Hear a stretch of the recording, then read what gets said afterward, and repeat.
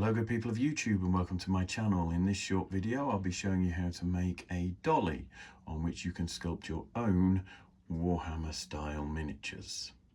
For this you will need some garden wire, a cork, some modelling putty, possibly a sculpting tool, some side cutters or pliers and maybe some super glue. First thing I'm going to do is cut some wire down to the length that I need. Now, if you're making a dolly, you'll probably need 2 or 3 bits of wire, depending on the type of creature that you're going to be sculpting. You will want 1 piece of wire to form the left arm and the left leg, another piece of wire to form the right arm and the right leg, and then a final piece of wire to form a tail and a neck. Or just the head. It can be a bit tricky trying to twist 3 bits of wire together. So what I normally do is take the pieces of wire that I want to form the legs and the arms and just twist them together in the middle like so. Obviously, if you're making a tiny creature, you want a small dolly and you'll be using thin bits of wire. If you're making a big creature, you'll be creating a bigger dolly and bigger bits of wire. Now, once they're twisted together, they still want to move and flex. So what I normally do is, if I need the extra piece to form the neck and possibly a tail, I'll get that in now and apply some putty. Alternatively, at this stage, you might just want to put a drop of super glue on the wire where you've twisted it together and then leave that to one side for a few minutes to dry. To add a tail and a neck, I will take the 2 twisted parts of the dolly that form the body and lay a piece of wire over the top. You can give it a twist if you want to go round one way and then the other so that it doesn't move. And then again, you can secure the twist that you have in the middle there, either with some super glue or by placing some putty around that metal and leaving it to dry. If you're worried about scale when you're twisting the wire together to create the body or the torso of your dolly, you can always check it against some miniatures in your collection just to make sure that you haven't made it too long or too short. So here we can see that something that's roughly 1 centimetre long is probably pretty good. Sometimes when you've made a dolly, you perhaps only want a length at one end to support the head or a long neck, or even create maybe a wizard in a pointy hat.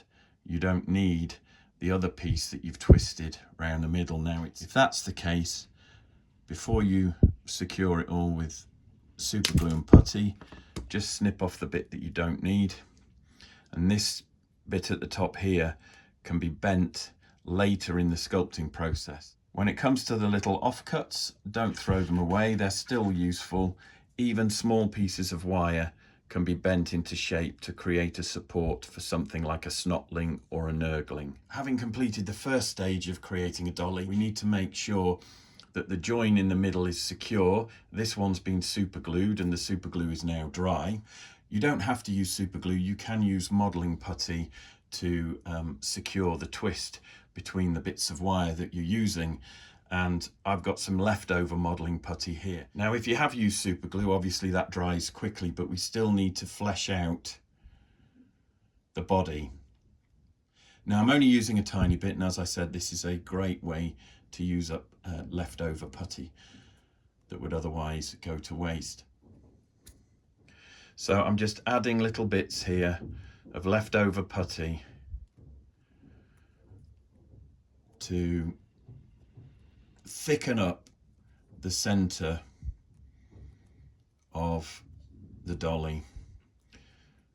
And remember that little offcut of wire that we twisted to form a support for our tiny little demon or nurgling creature?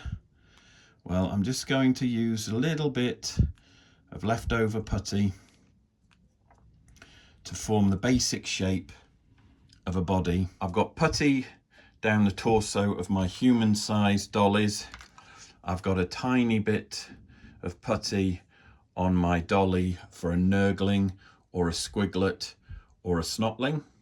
Now I'm going to use up the rest of that putty before it dries. And then in the final part of this video, I will show you how to mount a dolly onto a cork. Okay, so we're back, and by the power of video, these are now miraculously dry. Just a handy tip for anyone who may be sculpting to a tight deadline, or perhaps just isn't patient enough to wait for putty to dry. If you mix your green stuff with milliput, then you can actually speed up the curing or the drying time by placing your putty or your models in a warm oven. Not a hot oven, and certainly not an oven that is actually on and baking.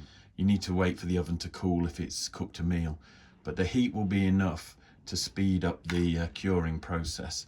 And you could find that, you know, a piece of putty that might otherwise take 2, 3 or 4 hours to go off can go off within 10 or 20 minutes. That's what I did with these, and within 10 minutes they were solid enough to work with. So having said all that, I'm now going to show you how to take one of these and mount it to a cork.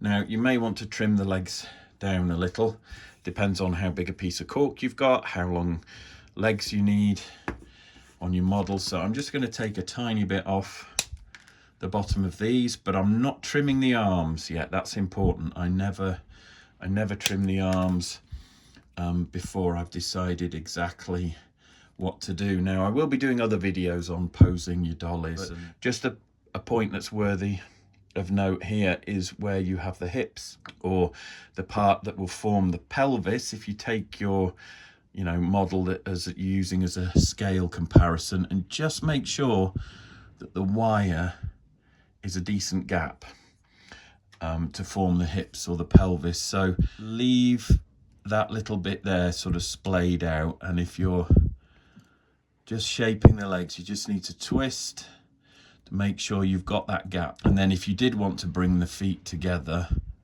you would twist the legs and mount that. Or you may want a pose that's a little bit kind of heroic. So I'm going to go for that for the purpose of the demonstration, and then we can check again how long the legs need to be. So I'm just going to bend it where I think it needs to stop at basically what will be ground level, and then you just push in. And again, it's always useful to use a pair of pliers or cutters, but don't cut the wire, just push down, just enough pressure to grip the wire but not cut through it. And then when you think you've got your hero stance as you want it, there, a bit more on that side, I think, tiny bit more. Yeah, we just level that up. Right, so you can adjust the finer points of this when you compare it, but I think that's pretty good, bearing in mind the legs are bent on that one. Straight on this one, I could probably come up a tiny bit more, and then just one last check there. So that is a basic dolly mounted in a cork. Now I leave the arms up and out of the way, and I tend to do that for as long as I can when I'm sculpting, but I will detail all that in another video. This video was just a quick video to show you how to create a basic dolly and mount it in a cork, whether it's just a tiny little support for a small creature, or whether you're actually going to create your own Warhammer miniatures. As always, I hope you found that video useful. Please smash that like button if you did. Please subscribe for more videos like this, and take care of yourselves. I'll see you in the next one.